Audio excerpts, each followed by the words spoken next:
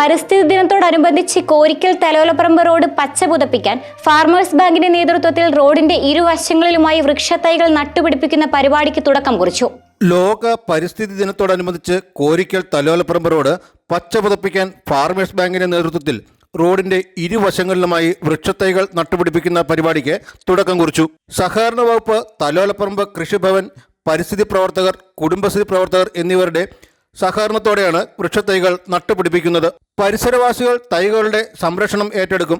കോരിക്കൽ നടന്ന ചടങ്ങിൽ വെച്ച് ബാങ്ക് പ്രസിഡന്റ് MJ ജോർജ് തൈകളുടെ വിതരണം ഉദ്ഘാടനം ചെയ്തു. പ്ലാവ്, മാവ്, റംബൂട്ടാൻ, മാംഗോസ്റ്റിൻ, ചാമ്പ, പേര, മുള്ളാത്ത തുടങ്ങിയ വൃക്ഷത്തൈകളാണ് നട്ടുപിടിപ്പിച്ചത്.